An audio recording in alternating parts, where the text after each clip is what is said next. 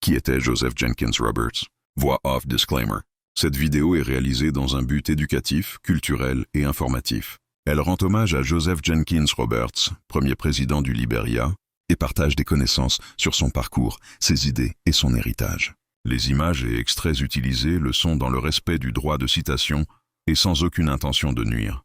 Son enfance et sa jeunesse. Joseph Jenkins Roberts naît en 1809 à Norfolk, en Virginie, aux États-Unis. Il est issu d'une famille d'Afro-Américains libres, à une époque où l'esclavage marquait encore profondément la société américaine. Son père meurt alors qu'il est encore jeune, et c'est dans la difficulté qu'il apprend la résilience et la détermination.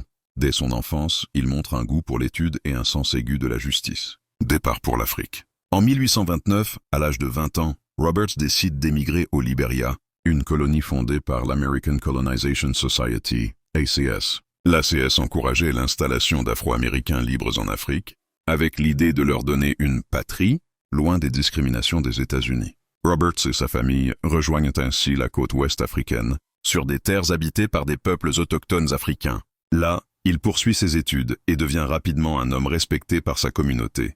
Son ascension politique. Doté d'un esprit d'organisation et d'un talent de leadership, Roberts s'engage dans la vie publique. En 1841, à la mort du gouverneur Thomas Buchanan, il est nommé gouverneur du Libéria. Avant de continuer, sachez-le, chaque abonnement, chaque partage, est une voix de plus pour faire vivre notre histoire. Alors abonnez-vous pour que l'histoire continue. Pendant son mandat, il travaille à renforcer la colonie, à établir des institutions stables et à négocier avec les chefs locaux. Roberts comprend très tôt que l'avenir du Libéria dépendra de sa reconnaissance comme État souverain et non plus comme simple colonie américaine.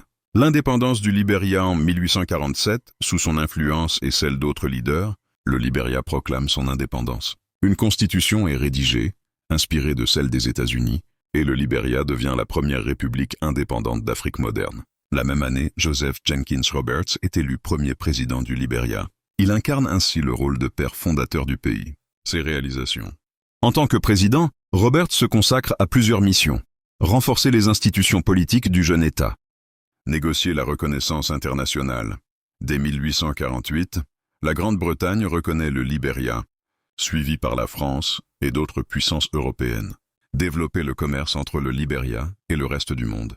Tisser des liens avec les peuples autochtones, tout en consolidant l'autorité du nouvel État.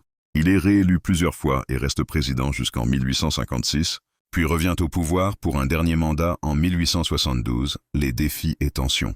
La présidence de Roberts n'est pas exempte de difficultés. Le Libéria, dirigé principalement par les Américano-Libériens, entre souvent en conflit avec les populations autochtones